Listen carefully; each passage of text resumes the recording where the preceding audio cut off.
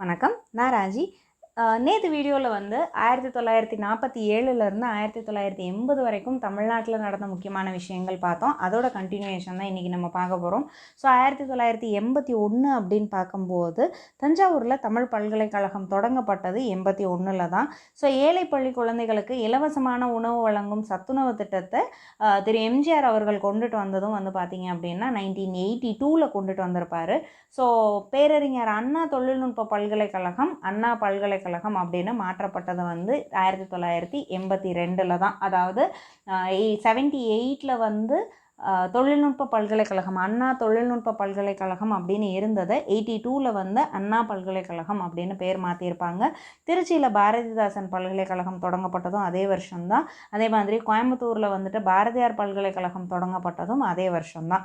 1983ல் நடந்த முக்கியமான விஷயம் பார்த்தீங்க அப்படின்னா, திரு எம்ஜிஆர் அவர்கள் தலைமையிலான அதிமுக அரசால் தமிழகத்தில் மது வகைகளின் மொத்த விற்பனைக்கான தமிழ்நாடு மாநில வாணிப கழகம் வந்து தொடங்கப்பட்டிருக்கும். அதே மாதிரி சென்னைக்கு குடிநீர் வழங்குவதற்காக கிருஷ்ணா நதியிலிருந்து தண்ணி கொண்டுட்டு வருவதற்கான அந்த தெலுங்கு கங்கை திட்டம் அப்படின்னு சொல்லியிருப்பாங்க. ஸோ தெலுங்கு கங்கை திட்டத்தில் தமிழக முதல்வராக அப்போ இருந்த திரு எம்ஜிஆர் அவர்களும் ஆந்திரா முதல்வராக அப்போ இருந்த திரு ராமராவ் அவர்களும் வந்து சேர்ந்து கையெழுத்திட்டிருப்பாங்க.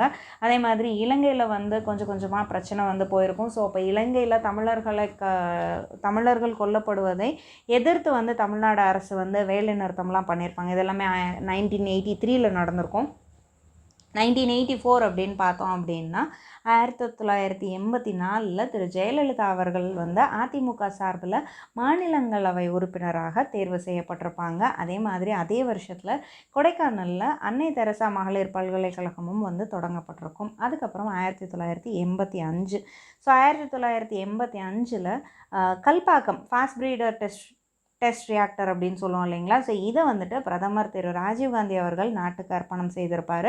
1986ல் வந்து மேல் சபை ஒழிப்பு தீர்மானம் நடந்திருக்கும். ஸோ மேலவை ஒழிப்பு நடைமுறைக்கு வர்றதும் வந்து அதே வருஷம்தான் வந்திருக்கும். 1987 அப்படின்னு பார்த்தீங்கன்னா சென்னையில் கத்திப்பாரா சந்திப்பில் இருந்த நேரு சிலைக்கு வந்து திரு ராஜீவ்காந்தி அவர்கள் வந்து அதை திறந்து வச்சிருப்பார். ஸோ எம்ஜிஆர் அவர்கள் கலந்து கொண்ட கடைசி நிகழ்ச்சி இதுதான். அதனால தான் இதை வந்து ரொம்ப முக்கியமாக வந்து சொல்லியிருப்பாங்க. 1987ல் நடந்தது. 1988ல் வந்து பார்த்திங்க அப்படின்னா திருமதி ஜானகி அம்மாள் தலைமையிலான அமைச்சரவை, அதாவது திரு எம்ஜிஆர் அவர்களுடைய இறப்பிற்கு பிறகு வந்து திரு ஜானகி அம்மாள் தலைமையிலான அமைச்சரவை இருந்திருக்கும்.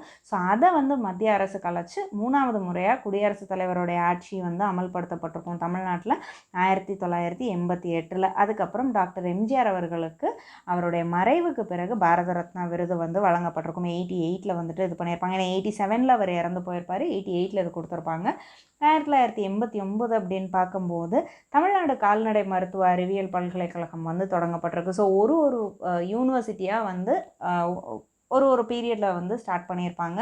தென் 1991 அப்படின்னு பார்க்கும்போது விடுதலை புலிகளை வந்து ஒடுக்க தவறிவிட்டார் அப்படின்னு சொல்லி திரு கருணாநிதி தலைமையிலான திமுக ஆட்சி வந்து டிஸ்மிஸ் செய்யப்பட்டிருக்கும். ஸோ அதே வருஷம்தான் வந்து பார்த்தீங்க அப்படின்னா மே 21 தேர்தல் பிரச்சாரத்துக்காக ஸ்ரீபெரும்புதூர் பொதுக்கூட்டத்துக்கு வந்த திரு ராஜீவ்காந்தி அவர்கள் வந்து படுகொலை செய்யப்பட்டிருப்பார். அதுக்கப்புறம் 1992 ஸோ பெண்கள் பாதுகாப்புக்காக தமிழகத்தில் அனைத்து மகளிர் காவல் நிலையம் அப்படிங்கிறது தோற்றுவிக்கப்பட்டது வந்து பார்த்திங்க அப்படின்னா 1992ல். ஸோ நேற்று வீடியோவில் நம்ம பார்த்தோம். ஸோ பெண் காவலர்கள் வந்து இன்ட்ரடியூஸ் பண்ணது முன்னாடியே பண்ணியிருப்பாங்க. அதே மாதிரி பெண்களுக்கான காவல் நிலையம் அப்படிங்கிறது வந்து இப்போ தான் கொண்டுட்டு வந்திருக்காங்க அப்படின்னு சொல்லி நம்ம பார்த்தோம். ஸோ 1973ல் தான் வந்து பெண் காவலர்கள் வந்து அறிமுகம் பண்ணியிருப்பாங்க. அவங்களுக்கான மகளிர் காவல் நிலையம் அப்படின்னு தனியாக கொண்டுட்டு வந்தது 1992ல் 1992ல் கொண்டுட்டு வந்திருப்பாங்க. அதுக்கப்புறம் 1993 அப்படின்னு பார்க்கும்போது சென்னையில் வந்து மூர் மார்க்கெட் வளாகத்திற்கு பின்னாடி வந்து பிரம்மாண்டமான இன்றைக்கி நம்ம பார்க்கக்கூடிய ஜவஹர்லால் நேரு விளையாட்டு அரங்கம் வந்து திறந்து வைக்கப்பட்டிருக்கும். அதே மாதிரி அன்னை தெரசா பல்கலைக்கழகம் சென்னையில் இருந்து கொடைக்கானலுக்கு கம்ப்ளீட்டாக இது வந்து மாற்றப்பட்டிருக்கும். நாட்டோடைய முதல் தமிழ் சேட்டலைட் தொலைக்காட்சி நிகழ்ச்சி அப்படின்னு சொல்லக்கூடிய ஒரு சேனல் வந்து சன் டிவி அப்படிங்கிறது பார்த்தீங்க அப்படின்னா 93ல் தான் ஸ்டார்ட் பண்ணியிருப்பாங்க. 1994ல் தமிழ்நாடு இடஒதுக்கீட்டு சட்ட திருத்த மசோதாவுக்கு குடியரசுத் தலைவர் வந்து ஒப்புதல் வந்து கொடுத்துருப்பாரு. ஸோ 65th அமெண்ட்மெண்ட்டில் இது பண்ணியிருப்பாங்க. அதே மாதிரி 1995 வந்து பார்த்திங்க அப்படின்னா தெற்காசிய விளையாட்டு போட்டிகள் வந்து சென்னையில் நடந்திருக்கும். 1996 வந்து சென்னை நகரின் பெயரை வந்து பிற மொழிகளில் வந்து மெட்ராஸ் இந்த மாதிரியெல்லாம் எழுதியிருப்பாங்க. ஸோ அந்த மாதிரி இல்லாமல் எல்லா இடத்துலையுமே சென்னை அப்படின்ற ஒரே பெயரில் வந்து சொல்லணும் அப்படிங்கிறதுக்காக தமிழக அரசு வந்து முடிவு செஞ்சு இந்த அறிவிப்பை அப்போ இருந்த முதல்வர் திரு கருணாநிதி அவர்கள் வந்து சட்டப்பேரவையில் வந்து அறிவிச்சிருப்பார். அதே மாதிரி திரைப்படத்துறையில் வந்து வாழ்நாள் சாதனைக்காக மத்திய அரசு தரக்கூடிய தாதா சாஹேப் பால்கே விருதுக்காக வந்து திரு சிவாஜி கணேசன் அவர்களை வந்து தேர்வு செய்திருப்பாங்க. அதுவும் 1996 நடந்திருக்கும். தென் 1997 அப்படின்னு பார்க்கும்போது தமிழ்நாட்டில் தலைவர்கள் பெயரால் அழைக்கப்பட்ட போக்குவரத்து கழகம், அதே மாதிரி மாவட்டங்களுடைய பெயர் வந்து நீக்கணும் அப்படிங்கிறதுக்காக தமிழக அரசு வந்து இது எல்லாத்தையும் நீக்கி உத்தரவிட்டிருப்பாங்க. ஏன்னா அதுக்கு முன்னாடி வந்து பார்த்திங்க அப்படின்னா தலைவர்களுடைய பெயரில் தான் வந்து டிரான்ஸ்போர்ட்டேஷன் இருக்கும். அதே மாதிரி மாவட்டங்களும் வந்து அவங்களுடைய பெயரில் இருக்கும். அது எல்லாத்தையுமே இந்த டைமில் தான் 97 தான் வந்து ரிமூவ் பண்ணியிருப்பாங்க. அதே மாதிரி திருநெல்வேலி மாவட்டத்தில் கூடங்குளத்தில் அணுமின் நிலையம் வந்து அமைக்கப்பட்டது வந்து அதே வருஷம் தான் அமைக்கப்பட்டிருக்கும். 1998 அப்படின்னு பார்க்கும்போது அதற்கு முன்னாடி இருந்த முன்னாள் அமைச்சர் திரு சுப்பிரமணியம், சங்கீத கலாநிதி MS சுப்புலட்சுமி ஆகியோருக்கு வந்து பாரத ரத்னா வந்து விருது வழங்கப்பட்டது அந்த வருஷம் தான் வழங்கப்பட்டிருக்கும். அதே மாதிரி மதுரை மாவட்டம் மேலக்கோட்டை கிராமத்தில் தான் முதல் முறையாக சமத்துவபுரம் அப்படிங்கிற ஒரு விஷயம் வந்து கொண்டுட்டு வந்திருப்பாங்க 98. அதுக்கு அடுத்த வருஷமே வந்து பார்த்திங்க அப்படின்னா உழவர் சந்தை அப்படின்ற ஒரு விஷயம், இதுவும் வந்து பார்த்திங்க அப்படின்னா மதுரையில் தான் ஆரம்பிச்சிருப்பாங்க. மதுரையில் அண்ணா நகர் அப்படிங்கிற ஒரு இடத்துல வந்து ஆரம்பிச்சிருப்பாங்க. இந்த உழவர் சந்தை அப்படின்ற ஒரு விஷயம் கொண்டுட்டு வந்ததுக்கான காரணம் என்ன அப்படின்னு பார்த்திங்கன்னா இடைத்தரகர்கள் யாருமே இல்லாமல் காய்கறிகள் பழங்களை வந்து உழவர்கள் நேரடியாக வந்து வாடிக்கையாளர்களுக்கு விற்பனை செய்யணும். ஸோ லாபம் வந்து விவசாயிகளுக்கு நேரடியாக போய் சேரணும். அதே மாதிரி மக்களுக்கும் வந்து ஃப்ரெஷ்ஷான விஷயங்கள் வந்து இடையில எந்த ஒரு இடைத்தரகர்களும் இல்லாமல் அவங்களுக்கு கிடைக்கணும் அப்படிங்கிறதுக்காக கொண்டுட்டு வந்த ஒரு விஷயம் தான் இந்த உழவர் சந்தை அப்படின்ற கான்செப்ட். அதுக்கப்புறமா இயர் 2000. ஸோ இதில் நடந்த முக்கியமான விஷயம் என்ன அப்படின்னு பார்த்தீங்கன்னா சென்னையில் வந்து அகில உலக இஸ்லாமிய தமிழ் இலக்கிய மகாநாடு நடந்திருக்கும். அதே மாதிரி கன்னியாகுமரியில் வந்து 133 அடி உயர திருவள்ளுவர் சிலையை வந்து திரு கருணாநிதி அவர்கள் வந்து திறந்து வச்சிருப்பார். ஸோ அதுவும் இயர் 2000 நடந்திருக்கும். அதுக்கப்புறம் வந்து பார்த்தீங்க அப்படின்னா இயர் 2002 2002 நடந்த முக்கியமான விஷயம் அப்படின்னு பார்க்கும்போது திரு அப்துல் கலாம் அவர்கள் வந்து இந்திய குடியரசுத் தலைவராக வந்து பொறுப்பேற்ற வருடம் வந்து 2002. அதே மாதிரி திருச்சியில் தமிழ்நாடு தேசிய சட்ட பல்கலைக்கழகம் தொடங்கப்பட்டதும் அதே வருஷம்தான். எழுத்தாளர் திரு ஜெயகாந்தன் அவர்களுக்கு ஞானபீட விருது வழங்கப்பட்டதும் அதே வருஷம்தான். அதே மாதிரி கட்டாய மதமாற்ற தடுப்பு அவசர சட்டம் வந்து சட்டப்பேரவையிலையும் நிறைவேற்றப்பட்டிருக்கும். 2003 அப்படின்னு பார்க்கும்போது டாஸ்மாக் நிறுவனம் மூலமாக மதுபான சில்லறை விற்பனை தொடங்க சட்ட திருத்தம் கொண்டுட்டு வந்தது அந்த வருஷம் தான் கொண்டுட்டு வந்திருப்பாங்க. தமிழக அரசு தைரியம் மற்றும் சாகச செயலுக்காக கொடுக்கக்கூடிய ஒரு விருது கல்பனா சாவ்லா அப்படின்னு ஒரு விருது கொடுப்பாங்க. ஸோ இந்த விருதை வந்து கொடுக்கறதா அறிவித்ததும் வந்து பார்த்தீங்க அப்படின்னா அந்த அறிவிப்பு வெளியானதும் 2003 தான் வந்து நடந்திருக்கும். 2004 அப்படிங்கும்போது கண்டிப்பாக நம்மளால் மறக்கவே முடியாத 2 முக்கியமான விஷயம் இந்த 2004 நடந்தது. என்ன அப்படின்னு பார்த்தீங்கன்னா ஒன்று கும்பகோணத்தில் நடந்த ஒரு பள்ளியில் நடந்த தீ விபத்து, கிட்டத்தட்ட 90 குழந்தைங்க இறந்து போன ஒரு விஷயம். அதே 2004 தான் வந்து பார்த்திங்க அப்படின்னா சுனாமின்னு ஒரு விஷயம் வந்து தமிழ்நாட்டை பாதித்து நிறைய மக்கள் வந்து இறந்து போயிருப்பாங்க, நிறைய பொருள் சேதமும் வந்து ஏற்பட்டிருக்கும். இதுதான் வந்து 2004 அப்படின்னோடனே நம்மளுக்கு மறக்க முடியாமல் நடந்த ஒரு விஷயம். அதுக்கப்புறம் வந்து பார்த்திங்க அப்படின்னா அதே 2004 தான் மதுரையில் சென்னையோட உயர்நீதிமன்ற கிளை, ஸோ மெட்ராஸ் ஹைகோர்ட்டுடைய மதுரை பெஞ்ச் வந்து 2004 தான் தொடங்கப்பட்டிருக்கும். 2005 வந்து பார்த்திங்க அப்படின்னா சேது சமுத்திர திட்டத்துக்கு மத்திய அரசு வந்து ஒப்புதல் அளிச்சிருப்பாங்க. தொழிற்கல்வி நிறுவனங்களுக்கான பொது நுழைவுத் தேர்வை வந்து தமிழக அரசு வந்து ரத்து செய்திருக்கும் 2005. 2007 அப்படின்னு பார்க்கும்போது திரு கருணாநிதி அவர்களுடைய சட்டமன்ற பணிகளுடைய 50 ஆண்டுகள் நிறைவு விழா அப்படிங்கிறது மே 11 வந்து பெருசாக செலிப்ரேட் பண்ணியிருப்பாங்க. 2008 அப்படின்னு பார்க்கும்போது தை முதல் தேதியை வந்து தமிழ் புத்தாண்டாக மாற்றும் மசோதா சட்டப்பேரவையில் தாக்கல் செய்யப்பட்டிருக்கும். ஸோ இதுக்கும் வந்து நிறைய கான்ட்ரவர்சிஸ் வந்து இருக்கும். சித்திரை ஒன்றா தை ஒன்றா அப்படிங்கிறதுல கான்ட்ரவர்சிஸ் நிறையா போயிருக்கும். அதுக்கப்புறமா இந்தியாவில் முதல் முறையாக அரசு ஊழியர்களுக்கு மருத்துவ காப்பீட்டு திட்டம் அப்படிங்கிறதும் வந்து 2008 தமிழ்நாட்டில் தான் வந்து இன்ட்ரடியூஸ் பண்ணியிருப்பாங்க.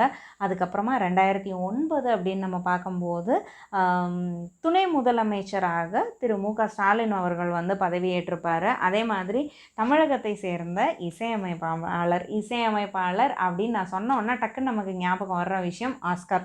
ஆமாங்க. ஸோ 2009 தான் திரு ஏஆர் ரஹ்மான் அவர்களுக்கு வந்து ஸ்லம்டாக் மில்லியனர் அப்படின்ற படத்துக்காக அந்த படத்துக்கு இசையமைத்ததுக்காக ஆஸ்கர் அவார்டு கொடுத்துருப்பாங்க. ஸோ இந்தியாவில் முதல் இசையமைப்பாளர் ஆஸ்கர் வாங்கின இசையமைப்பாளர் இவர் தான். அதுக்கப்புறம் வந்து பார்த்திங்க அப்படின்னா 2009 பேராசிரியர் முத்துக்குமரன் குழு பரிந்துரையின் அடிப்படையில் பள்ளிகளில் சமச்சீர் கல்வி கொண்டு வருவதற்கான அவசர சட்டம் வந்து பிறப்பிக்கப்பட்டதும் 2009 தான். இதுக்கப்புறம் தான் இந்த சட்டம் வந்து நிறைவேற்றப்பட்டிருக்கும். 2010 அப்படின்னு பார்க்கும்போது தமிழக சட்டப்பேரவையோட புதிய கட்டடம் அதே மாதிரி தலைமைச் செயலக வளாகத்தையும் வந்து பிரதமர் திரு மன்மோகன் சிங் அவர்கள் வந்து திறந்து வச்சிருப்பார். டாக்டர் மன்மோகன் சிங் வந்து தான் இந்த ஒரு விஷயம் வந்து இன்னாக்ரேட் பண்ணியிருப்பாங்க. அதுக்கப்புறமா சென்னை கூட்டூர்புரத்தில் அண்ணா நூற்றாண்டு நூலகம் திறந்து வைக்கப்பட்டதும் அதே வருஷம்தான். 2011 அப்படின்னு பார்க்கும்போது திருச்சியில் IIM அப்படின்னு சொல்லக்கூடிய இந்தியன் இன்ஸ்டியூட் ஆஃப் மேனேஜ்மெண்ட் வந்து ஸ்டார்ட் பண்ணியிருப்பாங்க. 2012 நடந்த முக்கியமான விஷயம் அப்படின்னு பார்க்கும்போது சென்னை அண்ணா பல்கலைக்கழகத்தோட ஒருங்கிணைக்கப்படுவதா அதாவது தமிழ்நாட்டில் இருக்கக்கூடிய எல்லா தொழில்நுட்ப பல்கலைக்கழகங்களும் சென்னை அண்ணா பல்கலைக்கழகத்தோட ஒருங்கிணைக்கப்படுவதாக வந்து அரசு வந்து அறிவிப்பு செஞ்சுருப்பாங்க. அதே மாதிரி மான்சரோவர் முக்திநாத் புனித யாத்திரைக்கு செல்ல தமிழகத்தை சேர்ந்த 500 பேருக்கு வந்து ஒவ்வொரு வருஷமும் வந்து அரசு மானியம் வழங்கப்படும் அப்படின்ற மாதிரி தமிழக அரசு வந்து ஒரு அறிவிப்பு கொடுத்துருப்பாங்க.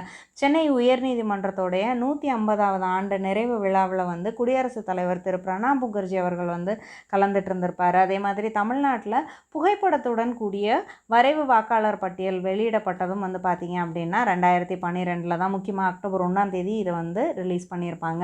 2013 அப்படின்னு பார்க்கும்போது உச்சநீதிமன்றத்தோடைய புதிய தலைமை நீதிபதியாக தமிழகத்தை சேர்ந்த நீதிபதி திரு பி. சதாசிவம் அவர்கள் வந்து பதவியேற்றிருப்பார்.